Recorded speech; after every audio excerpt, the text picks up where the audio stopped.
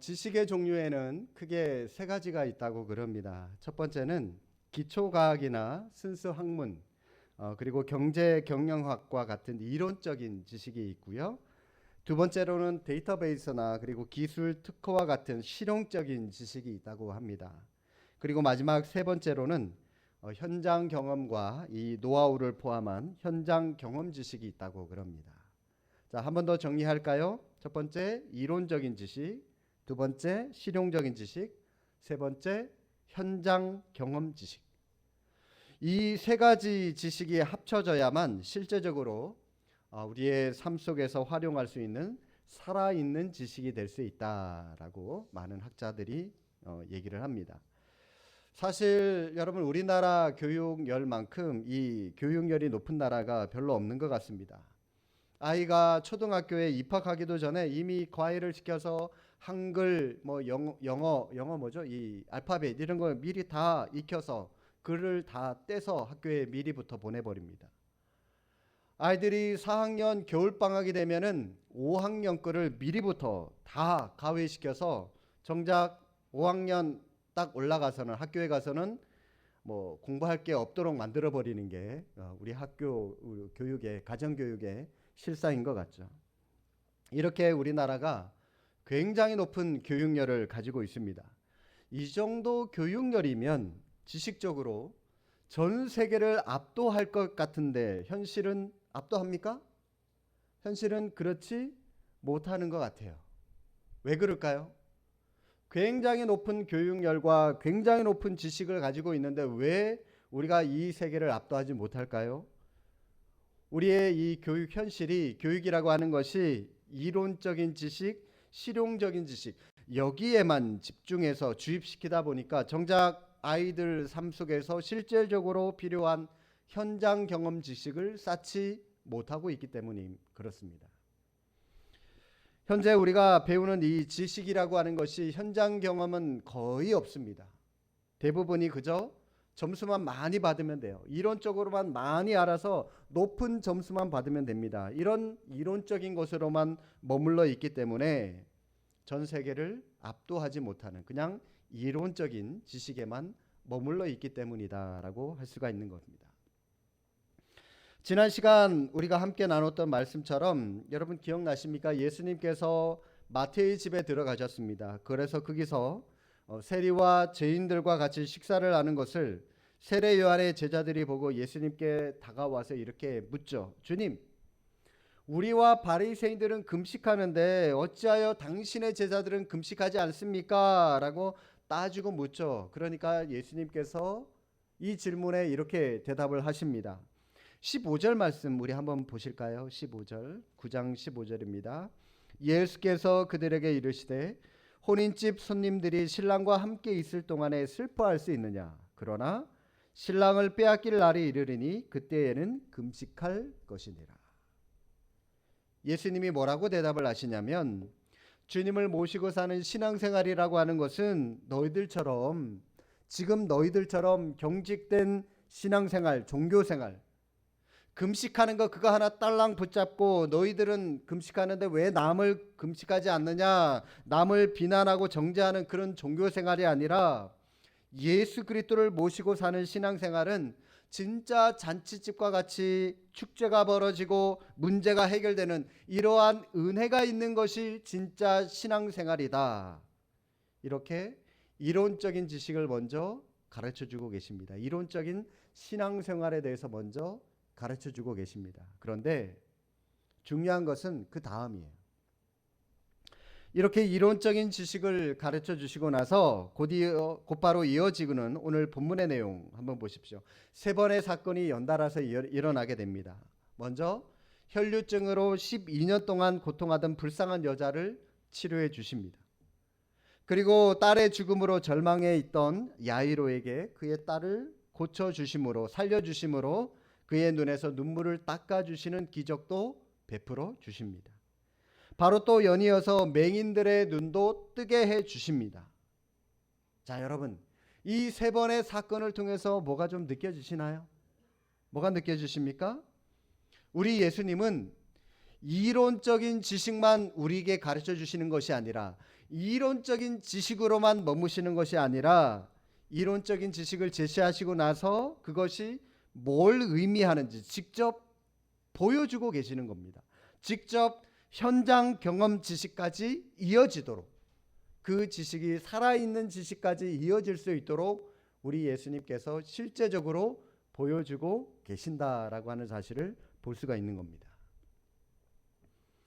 12년 동안 혈루증으로 고통하던 그 여인, 그 당시 종교적으로 저주받은 병이다라고 해서 옆에 누가 오지도 못했습니다. 만지기만 해도 터치하는 그 사람도 함께 부정해지는 겁니다. 따라서 이 여인은 격리되어서 혼자 살아갈 수밖에 없는 그런 신음을 앓고 있었던 사람이죠. 그런데 주님의 옷자락을 만짐으로 말미암아 그 문제가 해결되는 이런 은혜가 이론적인 지식으로만 그런 일이 있었답니다 라고 이것으로만 머무는 것이 아니라 우리의 삶 속에서도 이런 일들이 얼마든지 실질적으로 역동적으로 일어날 수 있다라고 하는 것을 우리에게 보여주고 계시는 겁니다. 맹인들처럼 한치 앞을 바라볼 수 없는 절망 속에서도 절규하며 주님을 따라가면서 얘기하죠. 불쌍히 여기소서. 주님, 우리를 불쌍히 여겨 주십시오. 신음하는 그들에게 어떤 일이 일어났습니까? 눈을 떴잖아요. 이러한 일들이 우리의 가정에서도, 여러분의 직장에서도, 사업장에서도, 우리 교회 안에서도 얼마든지 경험되어질 수 있다. 이론에만 머물러 있는 신앙이 진짜 신앙이 아니라 우리의 삶 속에서도 이러한 역동적인 일들이 얼마든지 일어날 수 있다라고 하는 것을 예수님께서 우리에게 보여주고 있는 사건이 오늘 본문의 내용입니다.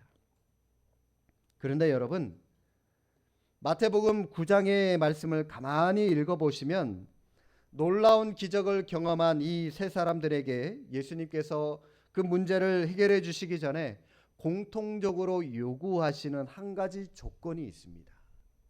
뭘 요구하실까요? 이 사람들에게? 여러분 한번 찾아보시겠습니까? 뭘 요구하고 계실까요? 예수님께서 바로 믿음을 요구하십니다. 믿음을. 22절 말씀 보시면 혈루증 앓는 여인을 고쳐주시면서 뭐라고 말씀하십니까? 따라 안심하라. 너의 무엇이 너를 구원하였다? 너의 믿음이 너를 구원하였다라고 하시면서 믿음을 통해서 이 여인이 구원받았음을 알려주고 계시고 28절 보실까요? 맹인의 눈을 뜨게 하시면서 뭐라고 말씀하시죠? 내가 능히 이 일 할 줄을 뭐하느냐? 믿느냐? 역시 이 사람들의 믿음을 다짐받고 나서 고쳐주고 계십니다. 그리고 여러분 오늘 이 야이로의 딸을, 죽은 딸을 살려주시는 장면 오늘 본문에는 나오지 않지만 같은 사건을 다루고 있는 이 병행 구절인 마가복음 5장에 보시면 5장 36절의 말씀에 보시면 죽은 딸을 바라보고 있는 야이로에게 주님이 이렇게 말씀하십니다. 두려워 말고 믿기만 해라. 두려워 말고 믿기만 하라. 그러면서 예수님께서 또 이 야이로의 믿음을 요청하고 나서 그 딸을 살려주는 장면이 나옵니다. 성도 여러분, 언제 믿음이 우리 안에서 작동하는지 아십니까? 언제 우리 안에서 믿음이 작동할까요? 두려워할 수밖에 없는 상황 가운데 펼쳐질 때, 그럴 때 우리의 믿음이 있는지 믿음이 없는지 그때 드러나는 겁니다. 평상시 여러분 우리의 믿음은 잘 드러나지 않습니다. 평소에는 믿음 없는 사람도 얼마든지 믿음 있는 척, 거룩한 척, 신앙생활 잘하는 척, 척척 박사로 얼마든지 평소에는 살아갈 수 있어요. 그런데요, 정작 위기가 오고 어려움이 오면 내가 믿음이 있는 사람인지 없는 사람인지 얼마든지 여러분 그 속에서 우리의 믿음을 점검할 수가 있는 겁니다. 드러날 수밖에 없는 거예요. 오늘 본문을 보시면 예수님께서 요구하시는 이 믿음 속에 두 가지 항목이 내포되어져 있습니다. 먼저는 확신이라고 하는 겁니다. 확신. 믿음은 뭐니 해도 확신이 있어야 되는 겁니다. 예수님만이 나의 문제를 해결해 주실 수 있는 분이십니다 라고 하는 것을 믿는 확신이 이 믿음 속에 내포되어져 있는 것이죠. 여기 계신 분들은, 여기 앉아 계신 분들은 거의 다 이 믿음이 있는 줄로 압니다. 죽으면 천국 간다라고 하는 믿음이 있어서 이 자리에 앉아 계신 줄로 믿습니다. 그런데 여러분, 그 구원에 관한 믿음이 자동적으로 우리의 삶 속에서 우리가 당하는 어떤 두려움들, 어떤 위기, 이런 것들을 자동적으로 물리쳐 주는 믿음으로까지 전환되지는 않는다라고 하는 사실입니다. 오늘 본문 9장에 등장하는 이 사람들을 보면은 그들에게 한 가지 공통점이 있습니다. 어떤 공통점이냐? 모두가 다 하나같이 지금 비참한 처지에 있고 절망적인 상황에 빠져 있는 사람들이었습니다. 그러한 상황 속에 빠진 그들이었지만 그들에게는 예수님이 자신들의 문제를 해결해 주실 수 있는 능력 있는 분이십니다라고 하는 이러한 확신이 있었다라고 하는 겁니다. 이 확신 때문에 사회적인 지위 여하를 막론하고 예수님 앞에 찾아와서 예수님 앞에 무릎 꿇고 도움을 구하는 원동력이 될 수 있었다라고 하는 것입니다. 혈루증 여인을 한번 보실까요? 그녀가 예수님의 옷자락을 만지고 고침을 받았습니다. 그런데 그날 예수님의 옷자락을 만진 사람이 이 여인 한 사람뿐이었을까요? 아니에요. 수많은 군중들이 예수님을 삥 둘러싸고 있었습니다. 그 여인이 손을 딱 대니까 주님이 이렇게 말씀하시죠. 누가 내 옷에 손을 대었느냐? 그러니까 여러분, 이 같은 사건을 다루고 있는 마가복음 5장 31절에 보니까 제자들이 예수님께 이렇게 말합니다. 제자들이 여짜오되 무리가 애워싸 미는 것을 보시며 누가 내게 손을 대었느냐 물으시나이까? 제자들이 지금 예수님께 뭐라고 얘기를 하고 있냐면, 예수님, 지금 우리 주변에 한두 사람이 아니라 수많은 무리들이 우리를 지금 삥 둘러싸고 있는데, 그래서 주님의 옷에 손을 대는 사람들이 이렇게 많은데, 많은 사람들이 떠밀려서 주님의 옷을 손에 대고 있는데 누가 손을 댔냐고 그러면 우리가 어떻게 알 수가 있습니까? 이 많은 사람들이 주님을 다 만지고 있는데. 그런데 여러분, 이 제자들의 말을 토대로 해서 가만히 한번 생각을 해보십시오. 그날 누가 손을 댔는지 판가름이 안 날 정도로 수많은 사람들이 예수님의 몸에 손을 댔는데 주님의 능력으로 고침을 받은 사람은 그 여인 한 사람뿐이었습니다. 그날 아마 예수님의 몸에 손을 댄 수많은 사람들이 있을 겁니다. 예수님의 몸에 손을 댄 사람들의 이유가 다 가지각색일 거예요. 어떤 사람은 호기심으로 만져본 사람들도 있을 겁니다. 도대체 이 사람이 누구길래 이러한 가르침을 우리에게 줄 수 있고 이러한 기적을 베풀 수 있단 말이야. 그러면서 한번 만져보자. 마치 연예인 만지듯이 만져보자. 그러면서 호기심으로 예수님을 만지고자 하는 사람들도 있을 테고, 또 어떤 사람은 이 사람의 옷자락의 천이 어떤 천의 종류인지, 한번 천 조각이 어떤 건지 한번 만져보자. 그러면서 만져본 사람들도 있을 거고요. 또 어떤 사람은 아무 이유 없이 그냥 예수님 옆에 서 있다가 사람들이 미니까 군중들에 떠밀려서 엉겁결에 예수님께 떠밀려서 몸을 닿은 사람들도 있을 겁니다. 오늘 우리 가운데 예배를 드리러 오신 분들도 마찬가지일 겁니다. 다 예배를 통해서 주님의 옷자락을 만지고 계시지 않습니까? 그런데 여기에 와서 앉아 계신 분들의 이유는 다 가지각색일 거예요. 다 달라요. 정말 어떤 분들은 이 혈루증 앓은 여인처럼 주님 앞에 애절함으로 사모함으로, 마가복음 5장 26절에 보니까 이 여인의 형편에 대해서 이렇게 설명합니다. 많은 의원에게 많은 괴로움을 받았고 있던 것도 다 허비하였으되 아무 효염이 없고 도리어 더 중하여졌던 차에. 여인의 형편이 어땠다고요? 내노라 하는 어디 유명하다는 병원들은 다 찾아다녔어요. 그 여자가 다 12년 동안 다 찾아다니고 있던 돈 병원에 다 갖다 바치고 다 허비했어요. 그럼에도 불구하고 병이 나은 것이 아니라 더 중해졌다라고 이 여인의 형편에 대해서 성경은 설명하고 있습니다. 이렇게 무려 12년 동안 고통만 받고 있었던 이 여인이 예수님의 소문을 들었어요. 그 예수님이라고 하는 분이 수많은 기적과 능력을 베푸시는 분이래. 아픈 사람들 어떠한 병에 걸렸든지 다 낫게 해주신대. 그러한 예수님의 소문을 들었습니다. 그리고 어떻게 했죠? 의사들도 포기한 내 병을 그러나 예수님만은 낫게 해주실 거야. 예수님만은 그런 능력이 있으신 분이실 거야. 라고 하는 어떤 기대감과 간절함을 가지고 예수님을 찾아가지 않았겠습니까? 이렇듯 이 여인과 마찬가지로 예배 아니면 진짜 이 시간 예배 주님 만나는 거 아니면 나 포기할 수밖에 없어, 좌절할 수밖에 없어 하는 이 여인과 같은 간절함과 사모함을 가지고 주님 앞에 나와 계신 분이 있는가 하면은 아휴 또 벌써 주일이야. 교회 가야 되는 거야?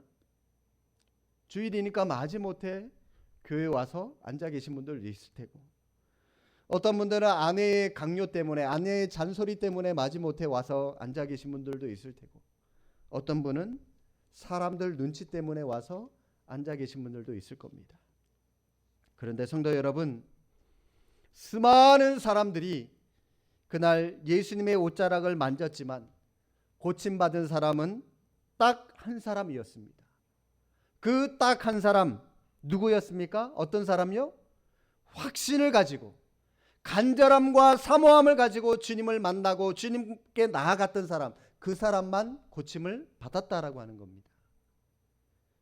내가 예수님 옷자락만 만져도 12년 동안 나를 지긋지긋하게 했던 이 질병, 이 문제로부터 나는 완전하게 해결받을 수 있을 거야 라고 하는 이 확신을 가지고 예수님을 만졌던 그 여인만 고침을 받았다라고 하는 사실입니다.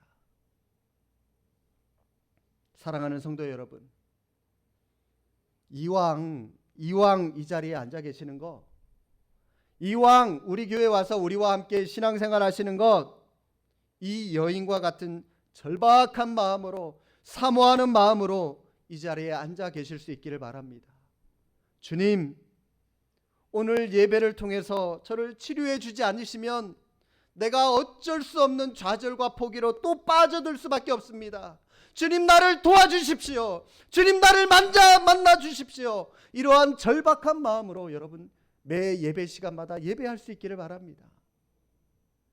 옆에 앉아 있는 사람들은 혈루증 앓은 그 여인처럼 하나님의 말씀을 사모하고 하나님을 간절한 마음으로 기도하고 은혜를 갈망하는 마음이 가득가득한데, 바로 또 그 옆에 앉아 있는 나는 냉랭한 마음으로 아무런 느낌 없이 여러분 앉아서 그냥 예배를 의미 없이 드리고 있다면 이렇게 기도하시기 바랍니다. 하나님, 나를 불쌍히 여겨주십시오. 수많은 사람들이 주님의 옷을 만졌지만 고침받은 사람이 한 사람밖에 없었다면 주님, 그 한 사람 내가 되게 해주십시오. 주님, 나를 좀 고쳐주십시오. 이러한 영적인 거룩한 욕심을 가지고 주님 앞에 나아오시기 바랍니다. 주님 앞에 예배드릴 수 있기를 바랍니다. 예수님이 요구하시는 믿음 속에 담겨있는 이 두 번째 항목은 열정입니다. 첫 번째는 확신이고요, 두 번째는 열정입니다. 확신과 열정이 있어야 됩니다. 27절 말씀 한번 보실까요? 맹인들 얘기가 나오는데, 예수께서 거기서 떠나가실새 두 맹인이 따라오며 소리질러 이르되 다윗의 자손이여 우리를 불쌍히 여기소서 하더니. 이렇게 이 맹인들이 확신을 가지고 예수님께 나아가는데 부르짖었는데, 어떤 때는 우리 예수님이 쌀쌀 맞습니다. 냉정해요. 그렇게 맹인들이 부르짖는데도 예수님의 반응이 28절 보니까 예수님께서 어떻게 하시죠? 집에 들어가시매. 그냥 아무 대꾸 없이 집으로 그냥 쓱 들어가십니다. 예수님의 이러한 반응은 성경에만 기록되어진 말씀이 아니라 기도하시는 많은 분들이 이러한 것들을 경험해 보셨으리라고 생각이 듭니다.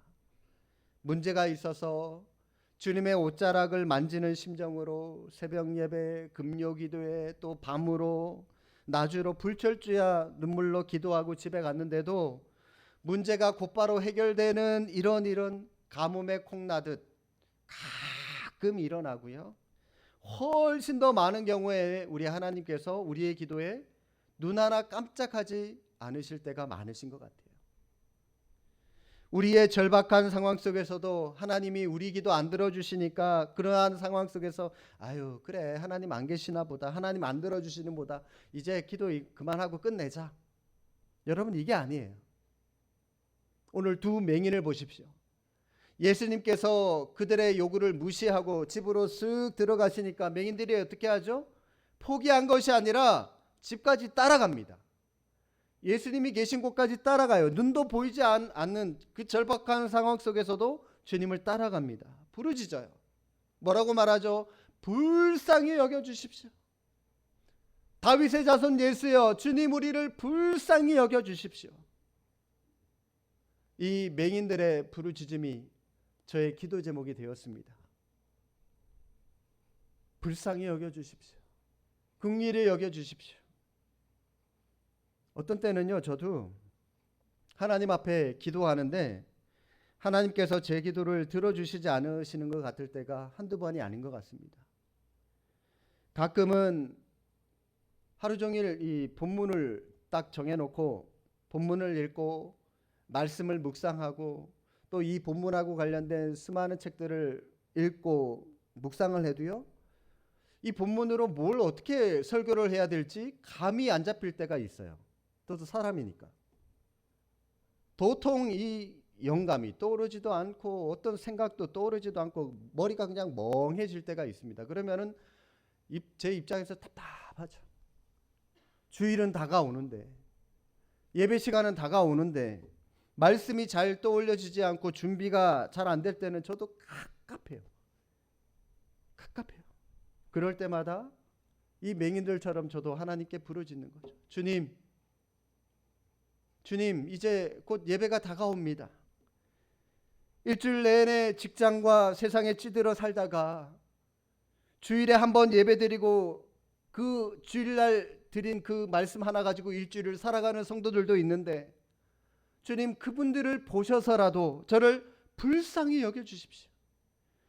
하나님이 저를 불쌍히 여겨주지 않으시면 제가 복음을 담대하게 전할 수 없습니다. 주님의 말씀을 능력 있게 전할 수가 없습니다. 주님 저를 불쌍히 여겨주십시오. 이 기도 제목은 저만의 기도 제목이 아니라 여러분들에게도 동일한 기도 제목이 될 수 있기를 바랍니다. 여러분 가정의 문제, 직장의 문제, 사업의 문제, 하나님께서 지금 즉시 잘 안 들어주시는 것 같아도, 하나님이 길을 막고 있는 것 같아도, 예수님이 우리의 기도 무시하고 그냥 쓱 집으로 들어가시는 것 같아도 절대로 포기하지 마시기 바랍니다. 열정을 가지고요, 또 그 열정 안에 뭐요? 확신을 가지고 기도를 하신다면 주님은 분명히 저와 여러분들의 기도를 들어주실 줄로 믿습니다. 9장에 등장하는 사람들에게 이 믿음이라고 하는 한 가지 공통점이 있다고 말씀을 드렸었는데, 그들에게 또 다른 공통점이 하나가 더 있습니다. 바로 병을 고침받기 위해서, 좀 더 쉽게 말하면 예수님을 만나기 위해서 자신들의 처해진 자신들의 상황 속에서 자기들이 할 수 있는 일에 최선을 다했다라고 하는 사실입니다. 이 혈류증 앓는 여인, 부정한 여인이기 때문에 아무나 만지지 못합니다. 아무에게나 나아가지 못합니다. 그랬다가 돌에 맞아 죽어도요, 어디 가서 하소연할 수 없는 사람이에요. 왜요? 이 여인은 혈류증이라고 하는 부정한 병에 걸렸기 때문이에요. 그런데 이 여인은 목숨 걸고 예수님께 나아가서 예수님의 옷자락이라도 만지자라고 하는 자신이 할 수 있는 최선이었거든요. 그 노력을 했어요. 맹인들 눈이 앞에 아무것도 안 보여요. 예수님께서 자기 요청 무시하고 어디 멀리 가는 것 같아요. 그래도 나를 불쌍히 여겨주십시오. 고래고래 부르짖으면서 예수님께 찾아갔습니다. 그들이 할 수 있었던 최선의 노력이었습니다. 다윗이 골리앗을 물리칠 때 제가 아이들에게 물어봅니다. 가끔 중고등부 지도할 때 아이들에게 어떻게 이 다윗이 골리앗을 물리칠 수 있었느냐? 그러면 아이들이 우스갯소리로 하나님께서 초자연적인 방법으로 이 물맷돌 다윗이 눈 감고 던졌는데 그냥 이 유도탄처럼 삥 돌아가서 이 물맷돌이 골리앗의 이마에 정확하게 쾅 하고 맞아서 그가 죽은 것이다라고 많은 아이들이 농담삼아 그렇게 얘기를 해요. 그런데 여러분, 전혀 그렇지 않습니다. 전혀 그렇지 않아요. 다윗은 목동이라고 하는 자기에게 주어진 그 상황 속에서 자신의 양을 지키기 위해서 목숨을 걸고 양을 향하여 달려드는 그 짐승들, 그 포악한 그 호랑이와 사자, 곰 이런 것들을 이겨보겠다고 어떻게든 몸부림친 그의 노력이 있었다라고 하는 사실입니다. 어떤 돌이 표적을 향하여 잘 날아갈까? 어떻게 던져야 맹수를 잘 맞힐 수 있을까? 이런 생각으로 항상 돌을 던지면서 연습하고 또 연습했기 때문에 맹수들로부터 자신의 양들을 지킬 수가 있었고요. 이런 노하우들이 쌓이고 쌓여서 결국 골리앗을 이길 수가 있었다라고 하는 사실입니다. 가끔 이렇게 말씀하는 분이 있습니다. 나는 믿음이 좋은 것 같은데 열정이 없는 것 같아. 나는 믿음 하나는 있는 것 같은데 내 나이가 좀 많아서 그런지 열정이 좀 없는 것 같아. 좀 사라진 것 같아. 여러분, 이렇게 말씀하는 분들이 있는데요. 이것은 거짓말입니다. 열정이 있는데 겸손하게 자신을 표현한다고 그렇게 말씀을 하셨든지, 아니면 믿음이 없는데 열정이 있는 것으로 착각하시거나, 둘 중에 하나입니다. 믿음이 있는데 열정이 없다는 말은 있을 수가 없어요. 믿음이 생기고 확신이 생기면 없던 열정도 생길 수밖에 없는 겁니다. 믿음이 있으면 하나님을 신뢰하기 때문에, 하나님을 믿기 때문에 하나님 앞에 밤낮 부르짖는 열정이 생길 수밖에 없어요. 믿음이 있으면 그 문제를 해결하려고 힘껏 싸우려고 애를 쓰는 열정이 하나님을 의뢰하기 때문에 나올 수밖에 없는 겁니다. 믿음이 있으니까 열정이 있는 겁니다. 엘리야는 3년 6개월 동안 가뭄으로 고생하던 자기 나라, 자기 민족을 구원한 사람입니다. 그의 기도를 우리가 한번 찾아봤으면 좋겠습니다. 열왕기상 18장 말씀 찾아보겠습니다.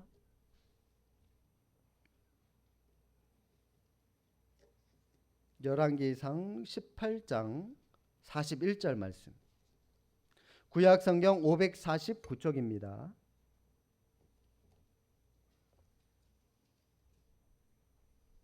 구약성경 549쪽 열왕기상 18장 41절 말씀. 일단 여러분 눈으로 먼저 한번 보십시오. 제가 읽겠습니다. 엘리야가 아합에게 이르되 올라가서 먹고 마시소서, 큰 비 소리가 있나이다.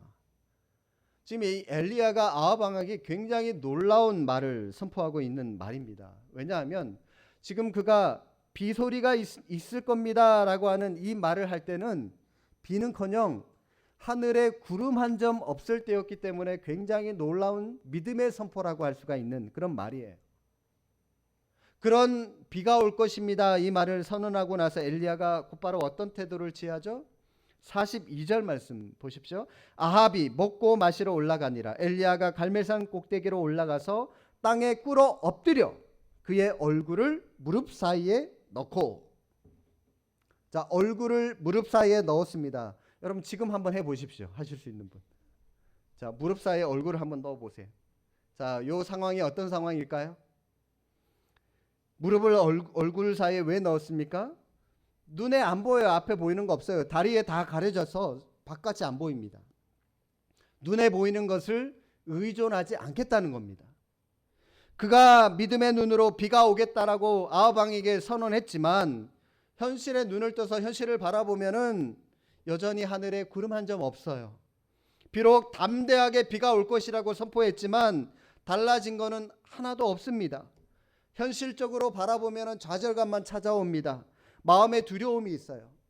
야, 이거 내가 왕에게 이거 잘못 말했다가 지금 이렇게 죽는 거 아닌가? 비가 안 오면 어떡하나? 마음에 두려움이 찾아오는 겁니다. 그래서 얼굴을 무릎 사이에 넣은 거예요. 무슨 뜻이라고요? 오직 하나님만 바라보겠습니다라고 하는 그런 뜻이죠. 내게 이러한 확신을 주신, 비를 내려주겠다라고 하는 이러한 확신을 주신 하나님만 내가 의지하겠습니다. 그 표현입니다. 그 표현. 그렇게 부르짖고 나서 43절에 그의 사환에게 이르되 올라가 바다 쪽을 바라보라. 그가 올라가 바라보고 말하되 아무것도 없나이다. 이르되 7번까지 다시 가라. 사환을 시켜서 이렇게 무려 7번까지 하늘에 구름 보이냐? 안 보입니다. 보이냐? 안 보입니다. 7번까지 했다. 7번이라고 하는 숫자는 성경에서 완전수입니다. 7번을 확신했는데 응답이 없다는 것은 완전한 응답이 없다라고 하는 상징적으로 보여주는 그런 말씀입니다. 그러나 엘리야의 위대함은 완전한 응답이 없는 상황 속에서도 하나님 앞에 열정적으로 구했다라고 하는 사실입니다. 자, 44절 45절 어떤 결과가 나타났습니까? 우리 함께 읽겠습니다.